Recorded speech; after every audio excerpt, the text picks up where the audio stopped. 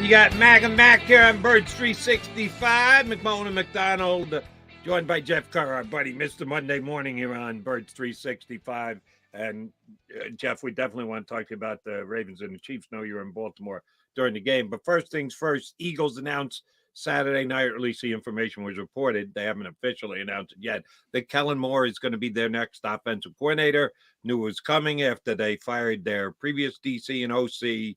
Your thoughts on Moore as the next offensive coordinator in town? Is his new, fresh ideas going to be able to mesh with what Nick Sirianni wants to retain from the Eagles' offense the last 3 years? Well, I like the hire a lot more than I like the Vic Fangio hire. I'll just say that. I think it is what this team needs. Talking to a couple Chargers players, they all had a ton of respect for Kellen Moore. If I was reading between the lines, I think they were sad to see him go, but that's what happens when you have a new head coach. And I think if the Chargers are healthy, the Kellen Moore hire is much more beloved in Philadelphia, or maybe Kellen Moore has a job in Los Angeles than coming over to Philly. But the Eagles do have a pretty good history of hiring Chargers offensive coordinators, so it could work out really well. Yeah, that's true. Frank Reich, Shane Steichen, Chargers. Nick Sirianni worked with the Chargers, so they've gotten some luck with the Chargers. Why no Vic? Why no Vic, Jeff? Why don't you like the Vic Fangio hire? If you're going to run this scheme, it's better to have him than anybody else. And that's the only reason why I like it. So I don't like how 6 days ago, this is a team that they want to completely abandon it. Then all of a sudden you get the guy and you're like, okay, let's. I don't know if they did. That's the problem. Who in power said that? I think I said it, but I have no power. It, right. Yeah. Some people assumed it. I don't remember hearing Jeff Lurie or Nick Sirianni or Howie Roseman say. Yeah, John McMullen said it. But I don't have any power. Let me repeat, power. Yeah. None of the three big. Certainly have none of that, by the way. You and I both. All three of us together. None of those guys came out and said, yes, and we're going to be looking to play a different style of defense going forward. They never said that. They never said that, but why would they admit it too? But if you look at the guys they were looking at talking they admitted that they're going with new, fresh ideas on offense. Sirianni sat up there and admitted, because that's what the fans want to hear. Is out of here. No, nobody said anything about drastically changing the type of defense they were going to play. You know what? I didn't care about anything they said in that press conference on Wednesday because I thought that was one of the worst press conferences I've ever seen. It was a disaster, by the way. I tried not to shake my head at what they were saying. I just couldn't believe it. Because Jeffrey Lurie should have been up there. Jeffrey Lurie was the one who made this decision. He's not up there. So you got two guys up there who have to explain somebody else's decision. So it came off so disjointed. So I agree with you there. But defensively, yeah. I mean, look, I'm very above board. I don't like this scheme. I think too many people play this scheme. I think the league has caught up. But Vic has shown the ability to adjust and evolve his thought process over the years. He didn't start 30 years ago running this scheme. So there is that positive. And Jody and I were talking, he's going to be able to bring in some big-time assistant coaches, whether it's Barry, whether it's Mike Caldwell, Ronaldo Hill, people like that, who are former coordinators in this league. They should be better at the positional coach level just because of the reputation of Vic Fangio. So at the bare minimum, I think that's a positive. I don't think you're going to get guys complaining about the communication issues in the secondary under Vic Fangio.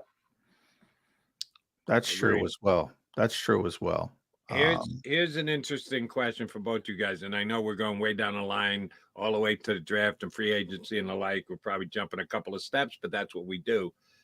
Vic Fangio's defense is reliant upon really good safety play. That's kind of a key to the whole Fangio thing. Disguising, safeties need to be flexible. You want to keep them looking like they're too high and then bring them into the play just as the ball's being snapped. The Eagles' last couple of years haven't been as dedicated to getting top flight safeties. You think Fangio's got the juice to walk into Howie Roseman's office and say, you got to get me 2-star safeties. You want this defense to work? You hired me. I need 2-star safeties. A Blankenship be a nice third guy, but you need to get me 2 star safeties. Will Howie take well to that if that's Fangio's desire? I think he has to, right? If this is why you're bringing Kellen Moore and Vic Fangio in, you got to get the pieces in place, and especially on defense. That defense needs to be revamped. So if Vic Fangio says he wants the moon and the stars, you get him the moon and the stars. So I agree. I think safeties are going to be a priority for them. I actually think linebackers are going to be a priority for them because Vic Fangio does seem to value linebackers a lot more than the Eagles front office does. And again, this is all dependent on the Kobe Dean too, which the Eagles went out of their way to mention the Kobe Dean on Wednesday. Yeah, they did. Yeah. You know, I didn't think anybody was going to ask us the Kobe Dean question there, John. Yeah. Well, yeah, it was a long time. 30. I give the Eagles credit. At least they gave us 30 plus minutes. That's the one positive. Yeah. All right. You were in Baltimore. So explain to me, Travis Kelce had an historic game. I mean, I think they just targeted him again. He caught the pass. He broke Jerry Rice's records. He was phenomenal from basically the first, the first third down on. He was phenomenal. And yet, I think the best player on the field was Kyle Hamilton. We're talking about safeties. Now, Jody and I often disagree. One guy we agreed on was Kyle Hamilton. We both can take that check. How is that possible? He was unbelievable, Kyle Hamilton. I mean, he was in position to basically knock down the pass Travis Kelce caught. Yeah, touchdown.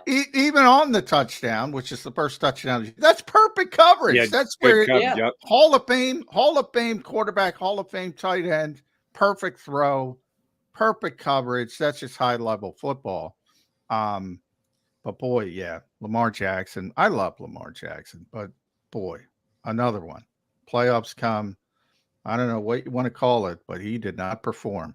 So I got a chance to talk to Steve Spagnuolo after the game in the locker room, and I said, "Hey, you guys know he was 5 for 13 when you guys blitzed 5 or more," and he kind of did that Spag smile and said, "Yeah, that was kind of the plan." He admitted it was the plan, but it wasn't the plan. And I got to Mike Dana, and yeah, that was the plan. It was let's try to get him uncomfortable and see if he beats us, and he did beat him on the Zay Flowers touchdown when they blitzed, but.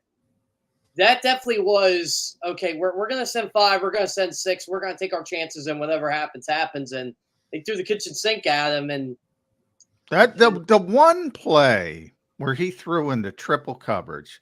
Look, the Zay Flowers play, what can you do? That's a great play.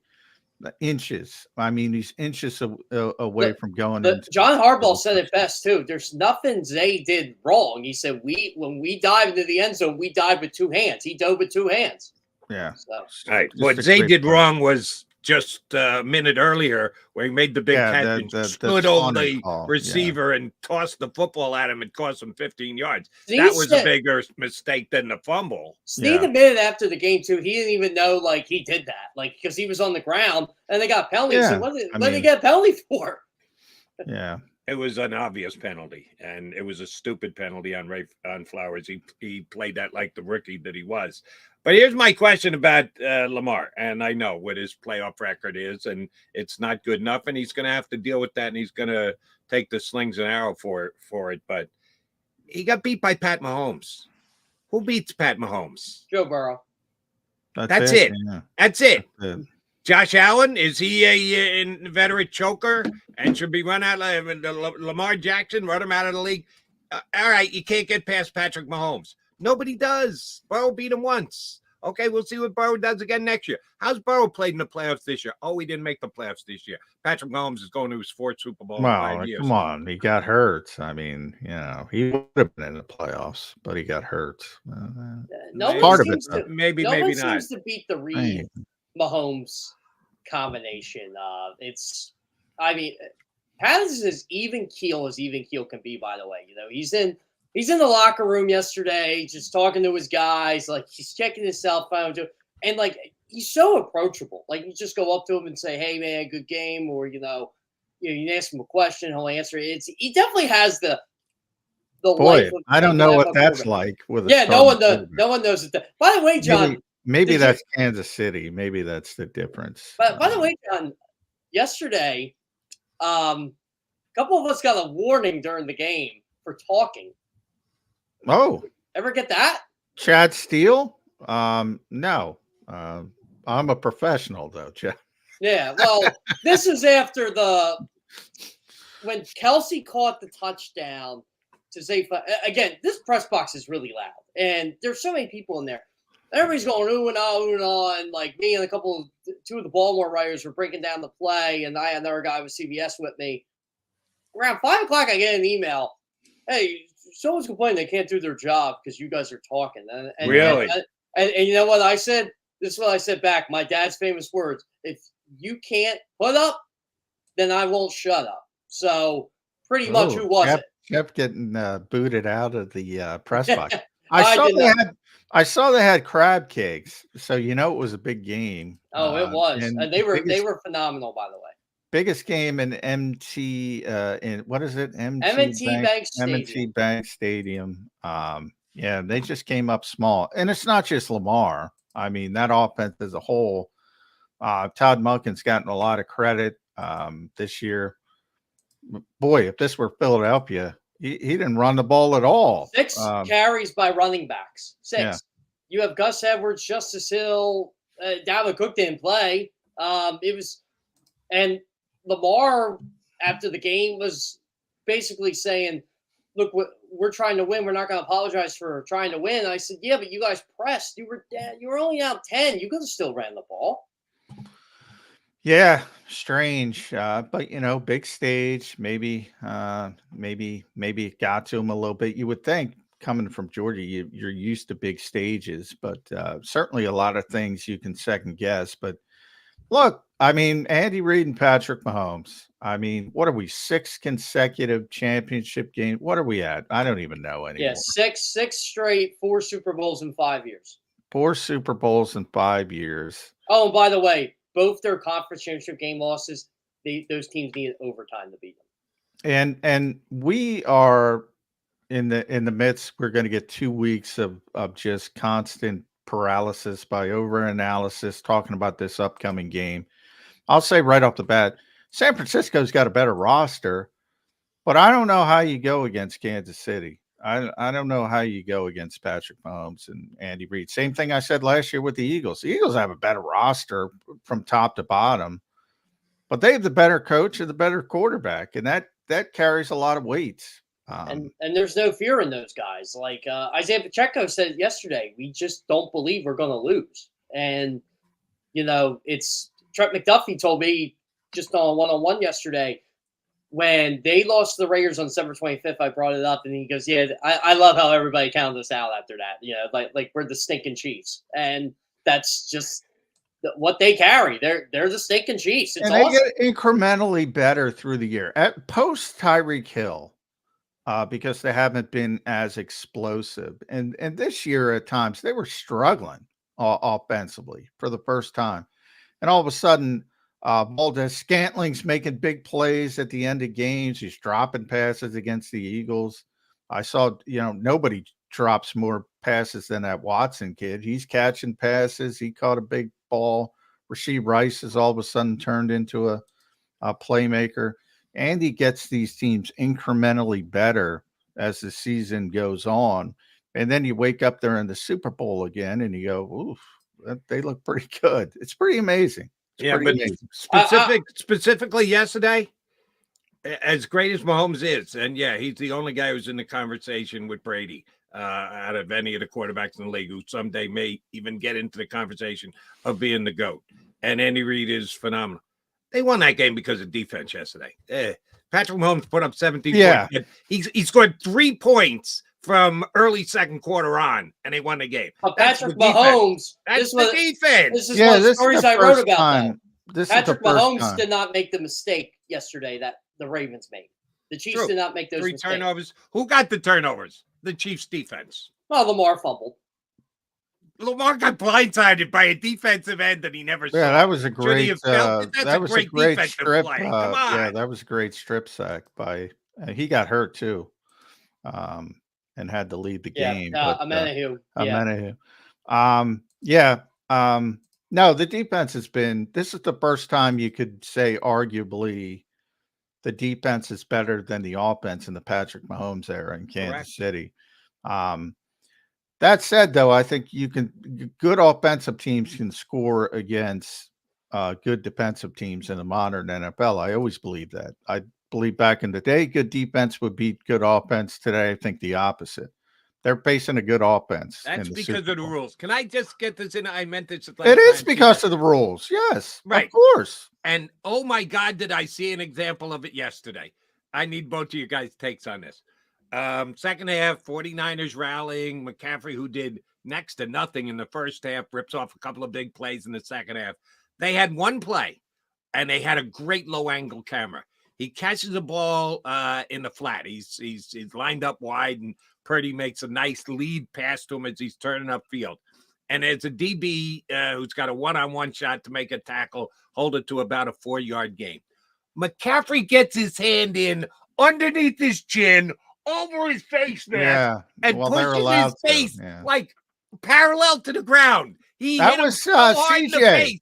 That was CJ. Yeah, that was CJ, wasn't it? Yeah, that was CJ, Gardner Johnson. Yeah. And there is no hands to the face call. No. In the NFL, everybody, any defensive player, God forbid you ever touch a player around the helmet and the flag is coming. Even offensive linemen, a defensive lineman coming at you, you get up underneath his chin, here comes the flag.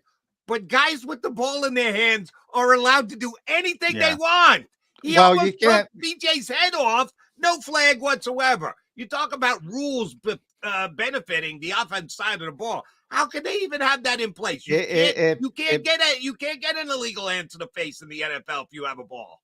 You can, but you got to grab and twist. You got to grab it and you got to twist it, and you really got to be over the top. But yeah, I mean, yeah. And CJ got the plexiglass on his face, so you can't grab and twist. So all you can do is smack him up underneath the chin, and that's exactly what McCaffrey did. I mean, the advantages are 95% offense, and that's one of the reasons why I say, good offense beats good defense in this league now. It used to be the opposite. So as good as Kansas City, getting back to the original point, as good as the defense has been, if the 49ers show up with their A game offensively, they're going to score some points. I mean, there's no doubt about it. I think it's funny you brought that up, Jody, because I've talked to a couple of defensive players this year about the whole changing the touchback where you fumble the ball out of the end zone, the offense gets the ball back. And why is that a conversation? Why is that? You know why? Because people don't know what they're talking about. Like, what do you mean?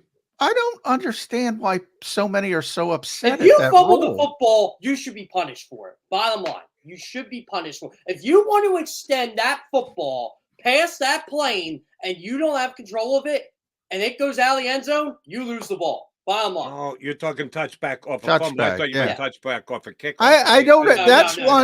That's one where I got to be honest, and I don't know where either. I know where you are, Jeff. I don't know where you are, Jody. But I hear a lot of people complain about it, and that's one I don't even get. Like, what? I don't even know why that's a controversy. The people who complain about it are the people who like to complain about everything, no matter what it is. The tush push, the illegal hands to the face, whatever. The coaching hiring cycle, anything they can get their hands on, they want to talk about. You know what I think it should be? Because I do think it's a bit harsh. The defense is rewarded, and they didn't recover the football. Not only are they rewarded, they're rewarded all the way out to the 20-yard line, which just seems unfair to me. Here would be the compromise position, I would say. The offense keeps the ball since the defense didn't recover it, but they got to move it back out to the 20. Because if you're fumbling it at the 1 or the 2 and it's going through the back of the end zone, you should pay a price for it. I'd let the offense retain. Loss of down doesn't restart the clock. There's no change of possession. So wherever you are, second down, third down, or whatever, the markers stay the same, but the ball gets spotted at the 20-yard line. The people that advocate for this, what do they want? To give the ball back to the offense? Because they want more points, just like how people love in the NBA right now. Everybody's scoring 60 points. I would give it back to the offense, but they have to pay a price. They got to move the ball all the way back out to the 20. And if it's 3rd and goal from the 20, so be it. But the defense, and sometimes they don't even make a play. It's just sloppiness by the offense. They're rewarded with the ball at the 20-yard line.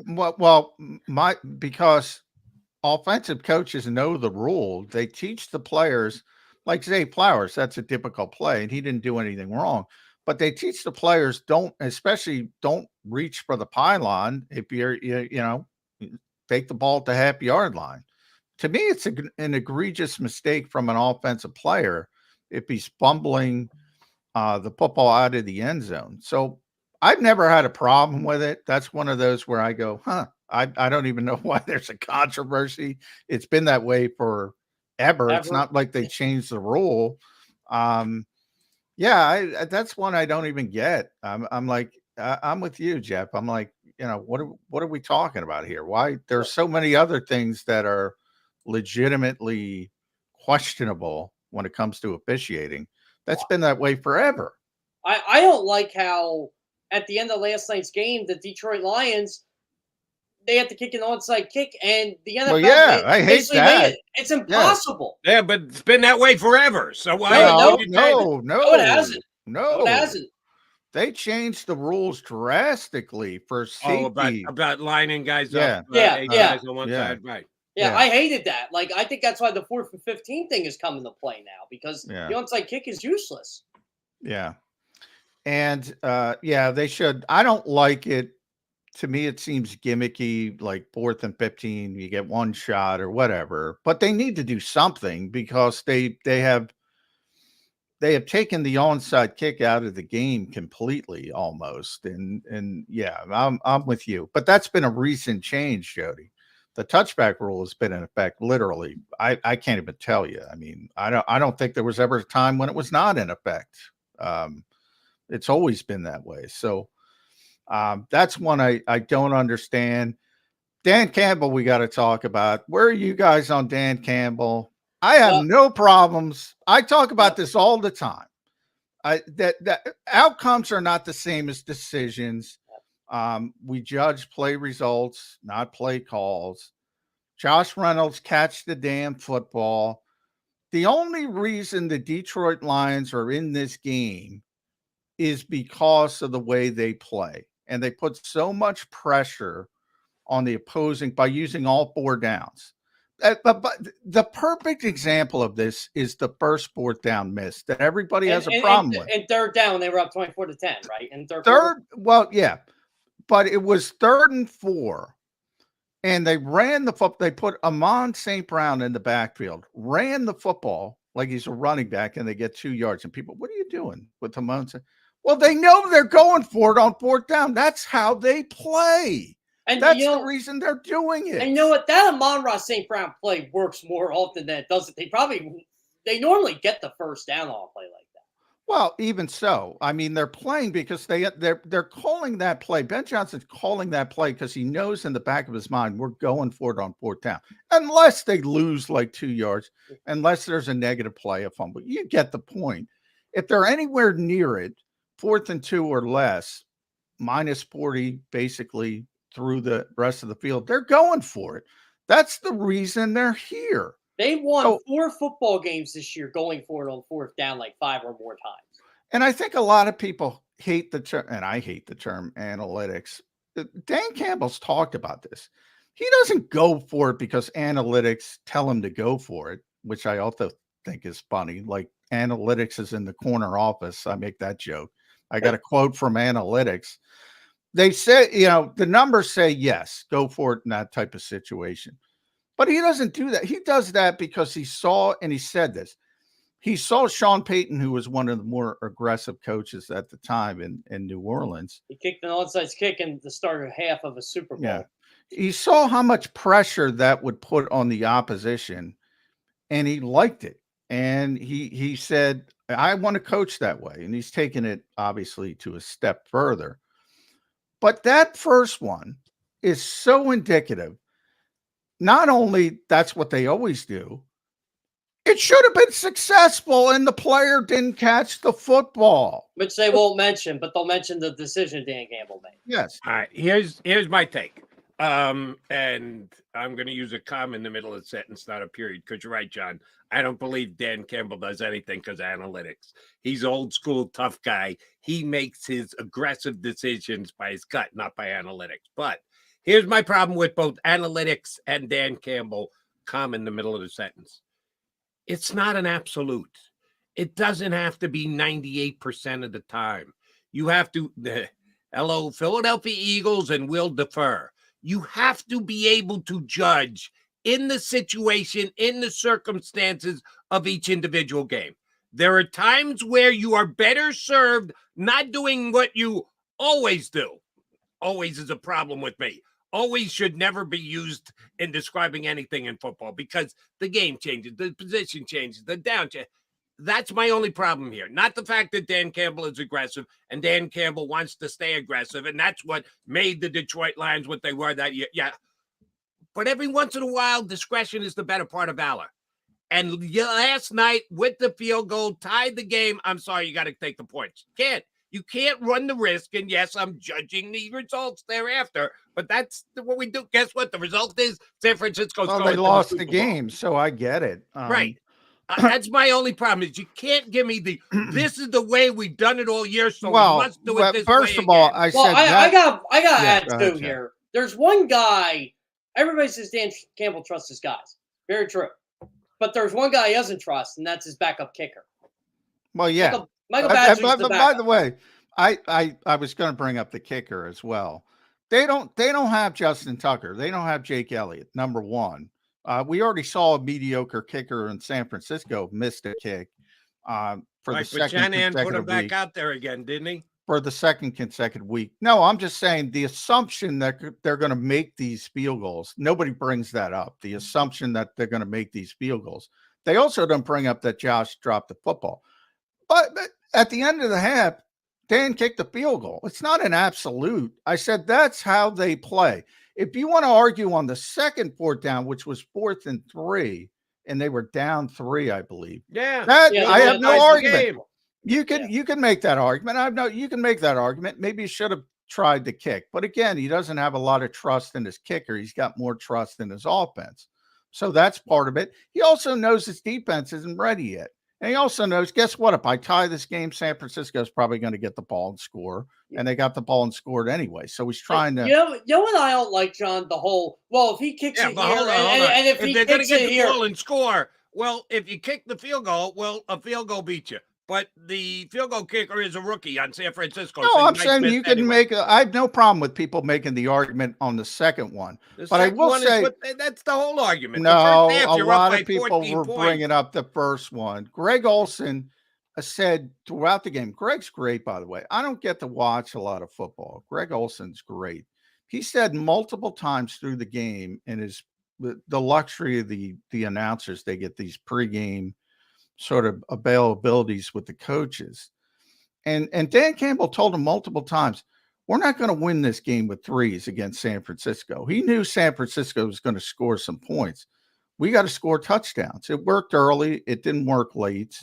I don't have a problem with this decision making. It sucks. The results, I get it. Detroit hasn't been there in forever. They had the big lead. They blew it. I get it. That's what it's about at the end of the day. But I do think, again, as you step back and you look at it and say, hey, this is rare. This is rare for the Detroit Lions. They're not usually in this position. They're not even in this position to crap the bed if Dan Campbell didn't coach that team the way he coached that team, is kind of my point. My thing is when they say, well, Dan Campbell gave up 6 points and the whole. By the way, nobody talks about the Gibbs fumble or the Kendall Ballore intercept the damn football. Former Eagle great Kendall Ballore. I mean, intercept the football. It goes off his space, and Ayuk makes a great play. Even if you tell me, even if you had a crystal ball, guys, and told me these fourth downs aren't going to work, and I could have kicked the field goals, maybe makes one, maybe misses one, maybe makes both. Those two plays had more impact on the outcome of the game. Gibbs fumbling the football. He's a great player, by the way. What are you going to do? He's had a great year. Great. By the way, the Lions were right to trade DeAndre Swift. Yes, they were. And build. I mean, at the bare minimum, you got to drop the interception. You can't let it go off your face mask. And Ayuk took advantage and made a great play. But those two plays were what lost Detroit that game, in my estimation. Yeah. So early on, guys, who do we think is going to win the Super Bowl? I know I kind of know where you're leaning toward, John. Don't bet against Mahomes and Reed. That was my take going into the game yesterday, why I picked the Chiefs to win the game. I'm not ready to commit yet, but there's a good chance that's where I'm going to land again. How do you pick against Patrick Mahomes? I think the 49ers are special, and wouldn't be surprised. I've seen some already second guessing of Purdy because they've fallen behind 2 weeks in a row and had to rally. What's more impressive? Like what Mahomes did yesterday, got the lead, kept them at bay. Baltimore had the ball back, could have tied it up within 7, or rallying from behind. I don't know about you, but I would say more impressive is rallying from behind. Your defense gets chewed up in the first half. Detroit's running through you like a hot knife through butter, and then Purdy rallies them. All right, granted, one very lucky play off a player's face mask that John was just talking about. But that's part of it, right? Tom Brady's got that in his career. Exactly. Making plays, rallying in a team 2 weeks in a row. I think what Purdy's done is pretty damn impressive. Maybe it's just one of those years for San Francisco. That's probably what it's going to take to have to take the beat. I was most impressed with the Brock Purdy discussion. You have these two extremes. Oh, he stinks or he's great. And it's really it's more in the middle. Why don't we say top 10 quarterback and just call it a day? Yeah, top 10 quarter. I would say, bottom of the top 10, but top 10 quarterback. He's had a great season. I think he did a tremendous job running the football, which people don't realize. And he's really smart. Like he understood, and that's rare for being such a young quarterback. Yeah, he understood when Detroit was in man coverage and they were turning their backs, and he just took it. And that's smart. That is smart, instead of just saying that, and it was impressive. And I don't know why so many people, because I'm one who didn't believe it. Jody knows that, but I give the guy credit. You just called the bottom of the top 10, John. I could ask you, please give me the 8 quarterbacks who are better than Brock Purdy. Well, I having better seasons or better quarterbacks. Josh Allen, Joe Burrow, Patrick Mahomes, Lamar Jackson. Keep going. Justin Herbert, Kellen Moore. This is what I'm talking about. The extremes. The show is going to get off the rails here. How many playoff games is Tua won? Why is that Tua's fault? Yeah, again, it's not quarterback versus quarterback. Who's put up better numbers? Tua? What do you want to argue results, or you want to argue numbers? Purdy beats him in both. He has the best. It's not his fault, but he has the best roster in football. I mean, that's part of it, Jody. What upsets me about all this Brock Purdy talk? We did not waste this energy 25 years That's ago. What I'm talking about. Extremes. Like it's either he's got to be the best. He's not the best, but he's very good. That's not an insult. I say he's top 5. You say he's top 10. There's a difference. And by the way, either way, that's top 10 ain't an insult. No, it's not. Well, if you believe someone's in the top 5 and you say they're the bottom of the top 10, yes, I would consider that an insult. Well, it's not, but you can. Okay. I mean, I can't force you not to consider it an insult. But anytime I say anybody is a top 10 quarterback, I'm not insulting them. It's not it's not a knock on Brock Purdy when you do mention, if this guy he's the only guy you mentioned this, by the way. If this guy's hurt, if this guy's not on the field, his rating is this and his yards per attempt is this. I mean, it's not his fault. He has the best roster in football, but you take those guys away, he's just the guy. Right. But if you took Purdy away, what would happen to San Francisco? Sam Darnold, really? Well, I know what happens when you take Purdy away and you have San Francisco. They still go to the conference championship game because they've done that. Yeah, they have the best roster. When was that? What do you mean? 3 times in the last 4 years before this year. Jimmy Garoppolo. But that's one of the things I'm impressed. Because, Jody, I'm not a Jimmy Garoppolo. You never heard me say Jimmy Garoppolo is a top 10 quarterback. Brock Purdy's way better than Jimmy Garoppolo. And I agree. And one of the things but they were a really good team, and they won a lot of games with Jimmy Garoppolo, because they John Lynch deserves a lot of credit. Kyle deserves a lot of credit. I say going into this game, they have a better roster than Kansas City. If I pick Kansas City in the end, and that's where I'm leaning, but we'll see. I got 2 weeks to talk myself out of it. I've been saying for years San Francisco is the best team in football, and they've done a tremendous job. If you just look at the number of good players, they got more than anybody else. This is the best pass rush the 49ers are going to face all season in the Super Bowl. Of course, I said that last year, and the Chiefs shut the Eagles' pass rush down. So crazier things. Wait. It was the field in Arizona that shut the Eagles' pass rush down. Didn't you learn that lesson, Jeff Kerr? Did you? Yeah, but did you see the field in Vegas a couple weeks ago? I think the field will be okay. They won't make the same mistakes they made in Arizona by taking the field out. Eagles fans, the Eagles aren't in it, so they don't have to screw the Eagles. You know what I don't like about, honestly, the 49ers? I get tired of hearing, if Brock Purdy was healthy in the NFC Championship game, we would have blew out the Eagles. Well, he wasn't healthy. I don't care about their bands, but I mean, they're really good. They're really good, and he's part of it. And he deserves a lot of credit, and he made a lot of plays. But it's also fair to point out, the ball's off the base mass. There were a couple bad decisions. There's nothing wrong with that. It happens all the time. Lamar Jackson's one of the best quarterbacks in football. He had a shitty game. Everybody's got shitty games. Everybody's got shitty plays. He's not perfect, but to me, top 10's not an insult. I saw Cowboys fans say, why don't they use the same energy for Lamar as they do for Dak when it comes to playoff narrative? And they use like a playoff record. I said, I think they do. I said they do. I said, but here's the big difference. Lamar's played in the conference championship game. Let me know when Dak gets there. Very true. And Mr. Purdy has played in 2 consecutive championship games, which is pretty good when you've only been in the league 2 years. I think he's the only quarterback to do that. I could be wrong.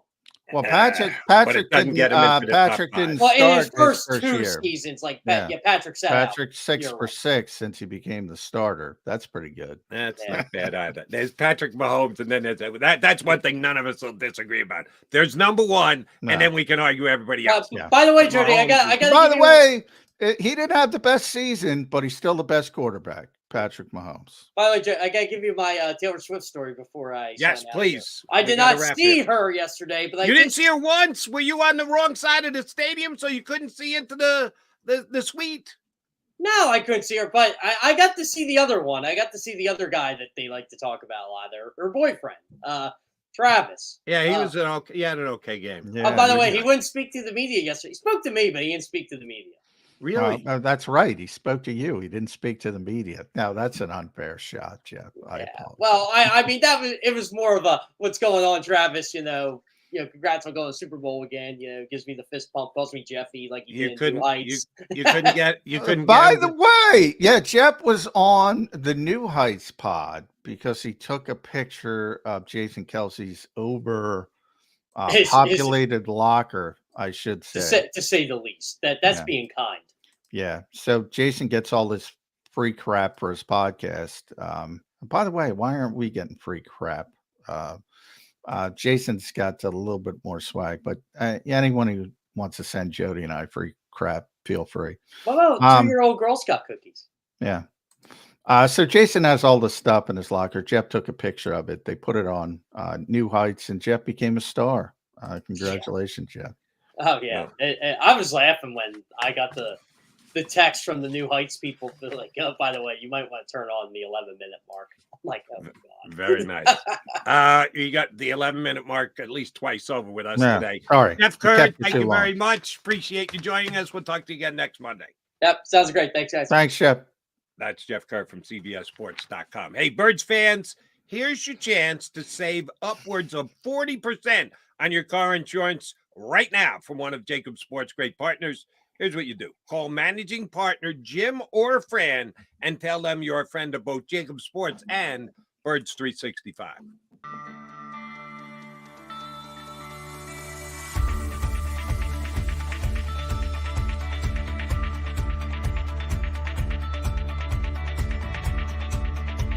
Hi, I'm Jim Muehlbronner, Managing Partner at DAL Insurance Group.